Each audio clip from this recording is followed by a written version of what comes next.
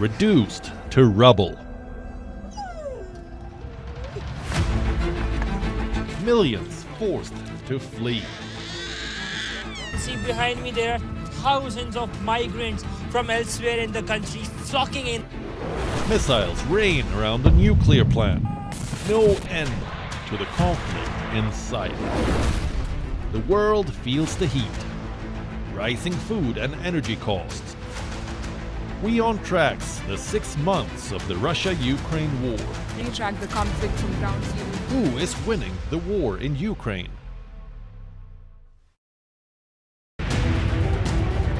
We took you to Kyiv when Moscow threatened war. We track the conflict from ground zero. We reported live when the first missiles were fired. Well, I'm standing in the Podolsky district, which was targeted by what is believed is a Russian missile this morning at around 8. We tracked the diplomacy, Welcome to WION, sir. the displacement, the devastation, the nuclear threat, and the global impact. Reporting on 6 months of the Ukraine war.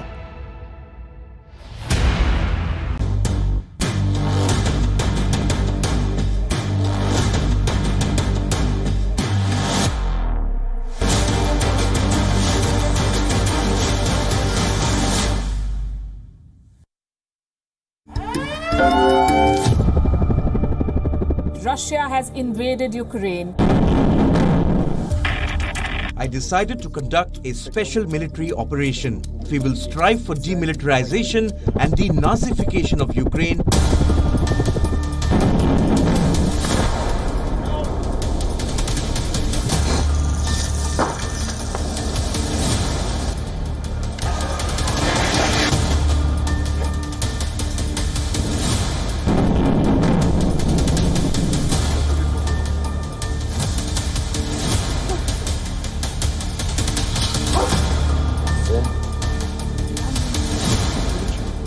Ukraine is defending itself and will not give up its freedom, no matter what Moscow thinks.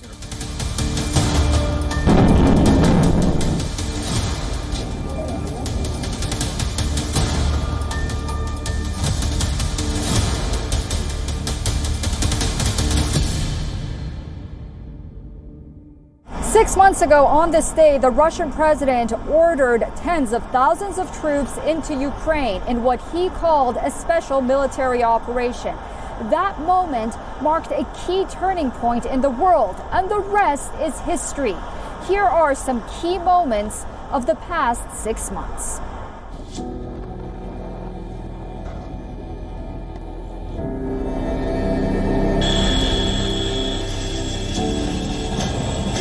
On a grim, wintry dawn of February 24th, 2022, Russia launched an invasion of Ukraine, an act that shocked the world.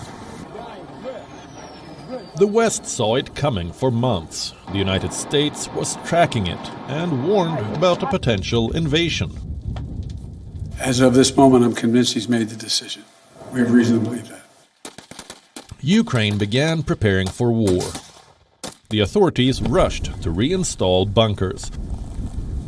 The citizens started training with the army, and the president kept appealing to the West for support and inclusion. Diplomats scrambled across the globe to avert a conflict. Backdoor negotiations, back-to-back diplomatic meets, and exchanges of terms and conditions. We will not attack, strike, invade, quote-unquote, whatever, Ukraine. Russia kept insisting that they had no plans to invade. But what the West considered inevitable happened. A war was declared. A sense of doom dawned upon the world. This war doesn't have a winner or a loser yet, but a long list of losses and lessons. Here are some of the few takeaways. Making Putin's $630 billion war fund worthless. We're choking Russia's access. The UK is sanctioning the following 5 Russian banks: Rossiya, IS Bank, General Bank, Promsvyaz Bank, and the Black Sea Bank. The United States will impose sanctions on Russia for this clear violation of international law. Number 1. Global failure to deter Russia. Russia was condemned. Sanctions were imposed. Russian oligarchs were hounded. Brands left Russia. Western leaders vowed to protect Ukraine, but all of them ruled out a direct confrontation. No troops were deployed, no arms were sent, and almost all of Zelensky's requests were dismissed. Ukraine is still not considered for NATO membership or the European Parliament. The West, in fact, beefed up its own borders, armed Eastern Europe and expanded NATO, while Ukraine continued to fight, beg for aid and weapons, and more actions from the world leaders. The international system is now failing Ukraine in seeking justice for war crimes. Even after 6 months of war, the West has nothing real to offer Ukraine in terms of permanent security guarantees. Number 2. The sheer brutality on Ukrainian civilians. The Russian army has a long history of brutal violence. But it seemed unthinkable that soldiers would engage in the mass torture and killing of civilians. Deliberate bombing of a theater in Mariupol that was known to be sheltering women and children, shelling of Ukrainian schools and hospitals sheltering the wounded. Moscow continues to deny that it targeted civilian areas. But when the news of the horrors in Bucha and elsewhere began to seep out, the world was left in shock and disbelief. There were dead bodies piled on the streets, some with bags over their head, others with their hands tied. Some civilians were shot point blank. Mass graves were dug outside of Kyiv, villages, houses and farmlands, everything. The Ukrainian civilians lost their lives, livelihoods, property, dignity and faith in humanity. Number 3. Unexpected resistance by Ukraine. Ukraine's battlefield prowess also illustrates an important lesson: the underappreciated power of the underdog. Time after time, we assume the militarily stronger party will quickly prevail. But Ukraine changed the world's old assumptions. And Kremlin failed to understand how much Ukraine fundamentally had changed since the 2014 Euromaidan revolution, especially in terms of military reforms. Not only did the Ukrainians resist the Russian army, they have managed to recapture territories altogether. And 6 months on, Ukraine's banking system continues to work. Public sector workers are being paid on time. Hospitals and schools are still functioning. The state railway is moving millions of Ukrainians out of harm's way. Humanitarian goods and medicine are getting delivered across the country. Ukraine's so-called weak state institutions have proved surprisingly durable during war. Takeaway number 4. Russia winning the energy battle. Russia might or might not win the battle in Ukraine, but it has surely managed to squeeze Europe off its oil. Russia has also successfully weaponized energy supplies. The outlook from the energy market is pretty bleak. No matter what indicator you use, Putin is winning the energy battle. Russia is still earning hundreds of millions of dollars every day from selling oil to bankroll the military operation. That means it can afford to forego income from natural gas sales and put even more pressure on Berlin, Paris and London. While the whole of Europe braces for massive energy price increases and shortages this winter. And the last takeaway is an eerie resemblance to the Cold War era. The Cold War ended in 1991 with the disintegration of the Soviet Union. 3 decades on, history seems to be repeating itself. Ukraine is at war. Europe is divided, as is the rest of the world. The war has created 2 clear camps. On Ukraine's side is most of Europe, along with the United States, Canada, and their allies. On Russia's side are Belarus, China, North Korea, Iran, and a few other countries. Each camp is trying to outwit the other, resist the others' diplomatic maneuvers. Their leaders are going on state visits trying to pull new countries onto their side. There might not be an Iron Curtain over Europe yet, but the geopolitical divisions are quite clear and reflects the memories of the Cold War era.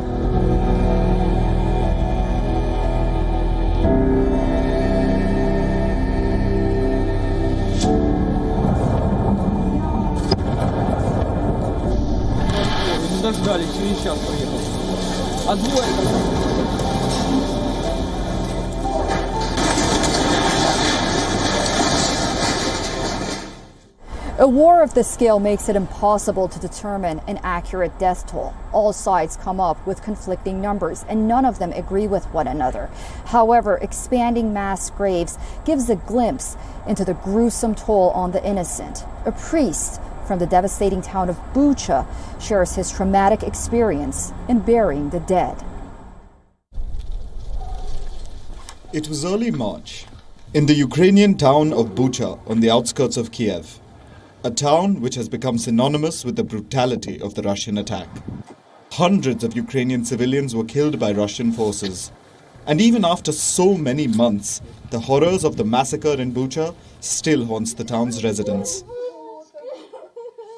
Several mass graves were uncovered by the authorities in Bucha, and the largest one was found behind a church. Now, a priest from the devastated town of Bucha has been tasked with burying hundreds of bodies. Bodies of civilians found in mass graves in the town.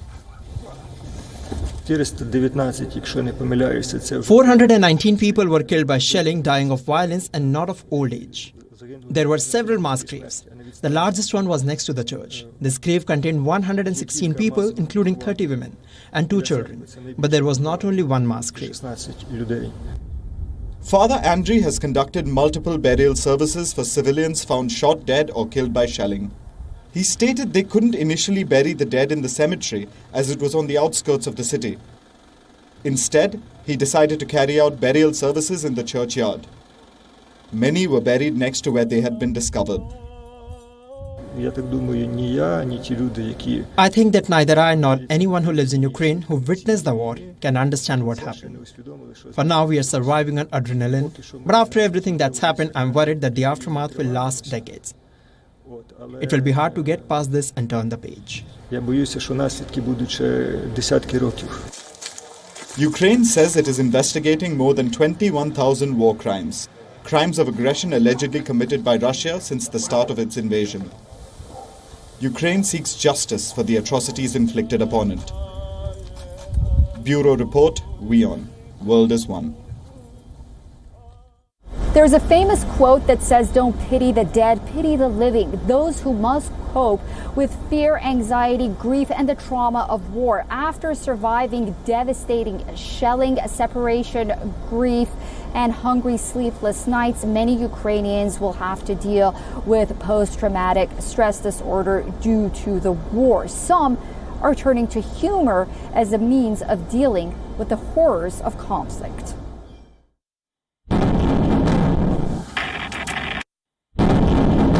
These months of sorrow have taken a toll on the mental health of Ukrainians. While most people are struggling for a livelihood, it is impossible to think of therapy and the money to afford it. To tackle the situation, Ukrainians have found a unique way.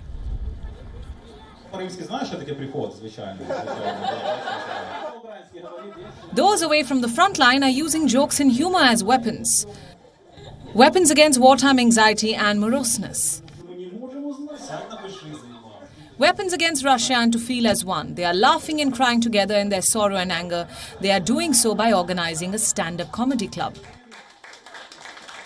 This is the only way. This is the only way to save your mental health in war, as I suppose, because I don't have money for a psychotherapist, and a lot of Ukrainians don't have money for psychotherapists. And stand-up is a very cheap psychotherapy. You just give like $8, $10. That's the price of the ticket. And you laugh in like an hour. That helps, I suppose. So yeah, it's totally good to laugh at war. Comedians perform at the weekend in a basement comedy club in the Ukrainian capital, Kiev. None of comedians use old material for now, like everybody write new stuff about war, about new experience.